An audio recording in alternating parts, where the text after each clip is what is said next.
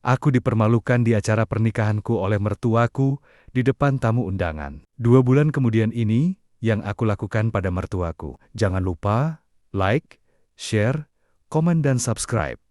Terima kasih, selamat menyaksikan kisah ceritaku ini. Rico adalah seorang pemuda sederhana yang tumbuh dalam keluarga biasa. Sejak kecil, ia terbiasa bekerja keras demi mencapai impiannya. Meski hidupnya tidak bergelimang harta, ia memiliki tekad kuat untuk sukses. Setelah menyelesaikan kuliahnya dengan susah payah, ia bekerja di sebuah perusahaan kecil sambil merintis usaha sendiri di bidang digital marketing. Di tengah perjalanan hidupnya, Rico bertemu dengan seorang wanita bernama Nadia.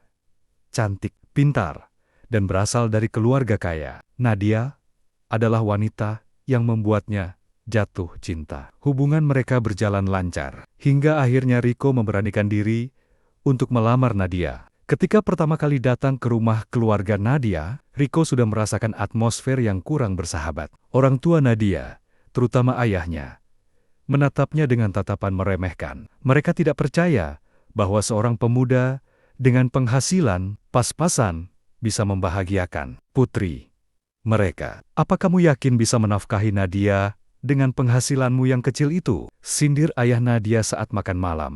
Rico berusaha tetap tenang dan meyakinkan mereka bahwa ia memiliki rencana besar untuk masa depannya. Namun, kata-kata dan tatapan mereka terus meremehkan dirinya. Meski tanpa restu penuh dari keluarga Nadia, pernikahan tetap berlangsung. Namun, di hari yang seharusnya menjadi momen bahagia itu, Rico justru mengalami penghinaan terbesar dalam hidupnya. Di depan para tamu undangan, ayah Nadia berpidato dan secara tidak langsung merendahkan Rico. Semua orang tahu, pernikahan ini bukan impian kami. Tapi, ya, mungkin Nadia punya alasan sendiri memilihnya. Kita lihat saja nanti.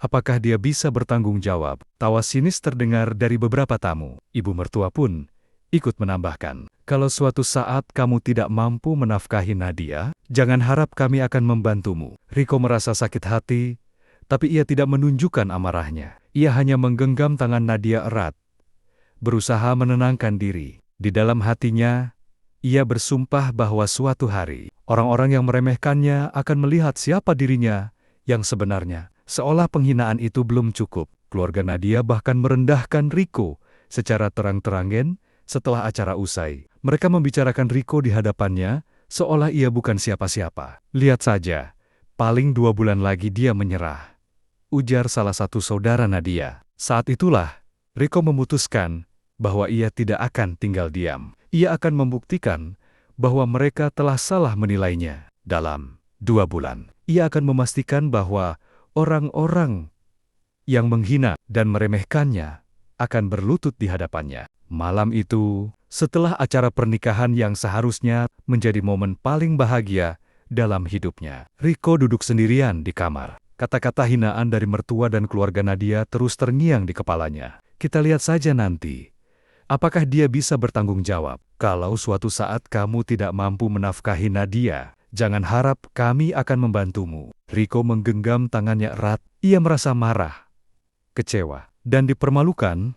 Tetapi di sisi lain, ia sadar bahwa kemarahan saja tidak akan mengubah keadaan. Ia harus membuktikan bahwa mereka salah. Di sampingnya, Nadia mencoba menenangkan suaminya. Maaf mas, aku tahu papa dan mama terlalu keras. Tapi aku percaya sama kamu, ujar Nadia dengan lembut. Ucapan itu membuat hati Rico sedikit tenang. Tetapi ia tahu bahwa kepercayaan saja tidak cukup. Ia harus bertindak. Keesokan harinya, Rico memutuskan bahwa ia tidak akan membuang waktunya untuk meratapi hinaan tersebut. Ia harus sukses bukan hanya untuk membuktikan kepada mertua dan orang-orang yang meremehkannya, tetapi juga untuk dirinya sendiri. Ia melihat kembali bisnis digital marketing yang selama ini ia jalankan sambil bekerja di perusahaan kecil. Bisnis itu belum berkembang pesat, tetapi ia melihat peluang besar di dalamnya. Jika ia bisa memanfaatkan tren digital yang sedang naik daun, ia yakin bisnisnya bisa melejit. Aku harus kerja lebih keras. Aku harus sukses. Batinnya dengan penuh tekad, Rico mulai merombak strategi bisnisnya. Ia berhenti dari pekerjaannya dan fokus 100% membangun usahanya sendiri. Ia belajar lebih dalam tentang pemasaran digital, mengikuti kursus online, dan mencari mentor yang bisa membantunya berkembang lebih cepat. Setiap hari, Riko bekerja tanpa lelah, pagi hingga malam. Ia mengembangkan jaringan, mencari klien, dan terus meningkatkan kualitas layanannya. Ia rela mengorbankan waktu tidur dan bersenang-senang demi mencapai tujuannya. Tak hanya itu, Riko juga mulai membangun personal branding di media sosial. Ia membuat konten tentang strategi bisnis digital, berbagi pengalaman, dan secara perlahan menarik perhatian banyak orang. Dalam waktu singkat, klien-klien besar mulai melirik jasanya. Namun, di balik kerja kerasnya, tantangan tetap ada. Beberapa kali ia menghadapi kegagalan, kehilangan klien, dan hampir kehabisan modal. Tapi setiap kali jatuh, ia bangkit lagi dengan tekad yang lebih kuat. 2 bulan. Hanya 2 bulan. Aku akan membuat mereka melihat siapa aku sebenarnya. Gumamnya, setiap kali rasa lelah mulai menguasainya. Dengan semangat yang membara, Riko melangkah menuju masa depan yang akan mengubah segalanya. Hari-hari berlalu dengan penuh kerja keras. Riko tidak hanya mengandalkan bisnis digital marketing yang sedang ia rintis, tetapi juga mencari peluang lain untuk mendapatkan penghasilan tambahan. Ia mulai berinvestasi di berbagai sektor, belajar tentang e-commerce, dan mencari cara untuk mengembangkan usahanya lebih cepat. Setiap pagi, Riko bangun lebih awal dari biasanya, membaca buku bisnis, mengikuti seminar online, dan menghubungi calon klien potensial. Ia sadar bahwa untuk sukses dalam waktu singkat, ia harus bekerja lebih keras dibanding orang lain. Suatu hari, ia mendapatkan peluang besar. Sebuah perusahaan startup sedang mencari jasa digital marketing dengan bayaran tinggi. Ini adalah kesempatan emas yang tidak boleh disia-siakan. Dengan penuh keyakinan, Riko mengajukan proposal dan berhasil mendapatkan proyek tersebut. Ini menjadi titik balik dalam bisnisnya. Meski mendapat proyek besar, perjalanan Riko tidak selalu mulus. Ada saat di mana klien membatalkan kontrak secara mendadak, modal hampir habis, dan tekanan semakin besar. Beberapa kali ia merasa ingin menyerah, tetapi setiap kali teringat bagaimana ia dihina dan direndahkan oleh mertua, semangatnya kembali membara. Aku tidak akan membiarkan mereka melihatku gagal.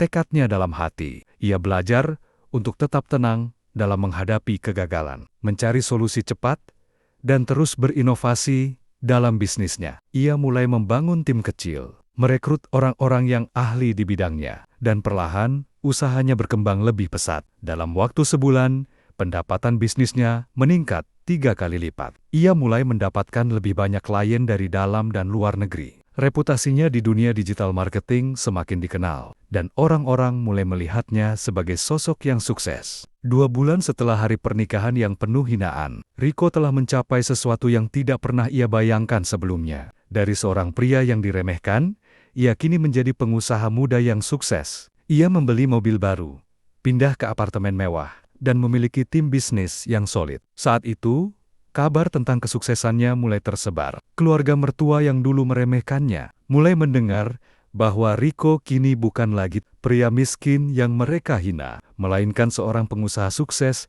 yang dihormati banyak orang. Namun, Riko belum selesai. Ia tahu bahwa waktunya untuk menunjukkan hasil kerja kerasnya kepada mertua sudah semakin dekat. Dan kali ini, mereka tidak akan lagi memandangnya dengan sebelah mata. 2 bulan telah berlalu sejak hari pernikahan yang penuh hinaan. Kini, Riko bukan lagi pria yang diremehkan. Bisnis digital marketing yang ia bangun telah berkembang pesat dengan klien dari berbagai perusahaan besar. Penghasilannya meningkat drastis, cukup untuk membeli rumah mewah dan mobil impiannya. Namun, bagi Riko, keberhasilan ini bukan sekadar soal harta. Ini tentang harga diri. Ia ingin membuktikan bahwa ia lebih dari sekadar menantu yang diremehkan. Ia ingin menunjukkan bahwa kerja keras dan tekad bisa mengalahkan segalanya. Suatu hari, salah satu saudara Nadia melihat Riko datang ke sebuah hotel bintang 5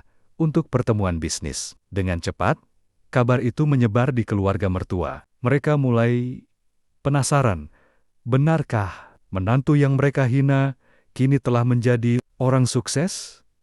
Orang sukses. Mertua Riko mulai mendengar berbagai cerita tentang kesuksesannya. Teman-teman mereka bahkan membicarakan Riko sebagai pengusaha muda berbakat. Hal ini membuat mereka terkejut dan merasa tidak percaya. Apa benar dia sekarang sukses? Tanya ibu mertua kepada Nadia dengan nada ragu. Nadia tersenyum, bangga dengan suaminya. Iya, Mas Riko sekarang sudah sukses. Bu, dia bahkan lebih berhasil dari yang kalian kira. Ayah mertua hanya diam.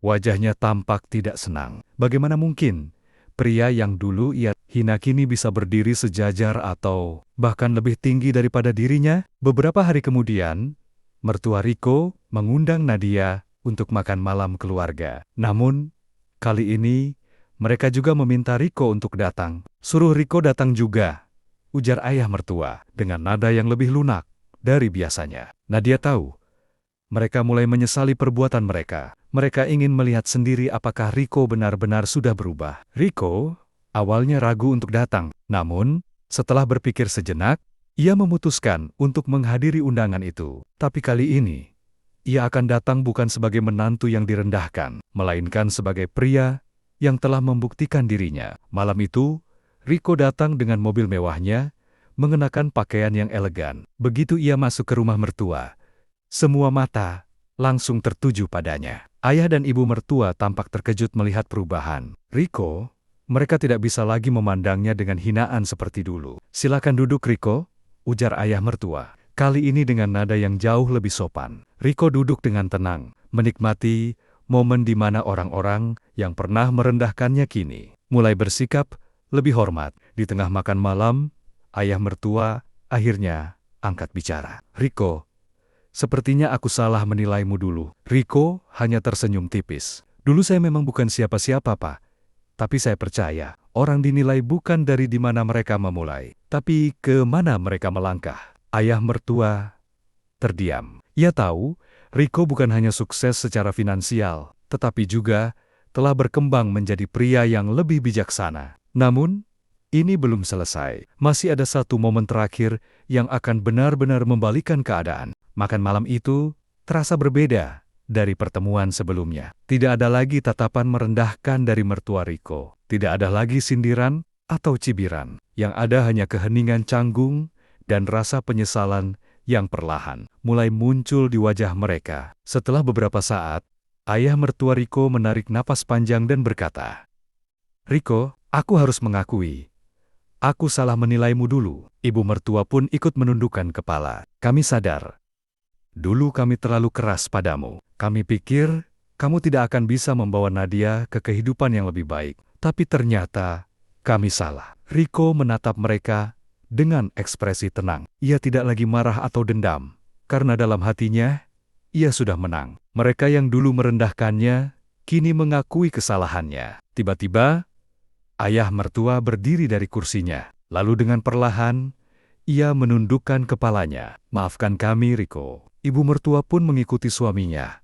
Dan di hadapan Riko, mereka berdua akhirnya benar-benar merendahkan diri berlutut. Dalam arti yang lebih dalam. Bukan secara fisik, tetapi dalam sikap dan hati mereka. Melihat momen itu, Nadia menahan haru. Ia tahu betapa kerasnya perjuangan suaminya untuk mencapai titik ini. Namun, Riko tidak menunjukkan kebanggaan yang berlebihan. Ia hanya tersenyum tipis dan berkata dengan tenang, saya tidak butuh permintaan maaf. Saya hanya ingin menunjukkan bahwa saya bukan pria yang pantas diremehkan. Ayah mertua menatapnya dalam-dalam, lalu mengangguk pelan. Dan kamu berhasil. Aku mengakuinya. Riko tidak ingin membalas dendam dengan kesombongan. Baginya, kemenangan sejati adalah ketika mereka yang pernah meremehkannya kini menghormatinya. Ia memilih untuk tetap rendah hati, karena ia tahu perjalanan hidup masih panjang. Setelah malam itu, hubungan Riko dengan mertua perlahan membaik.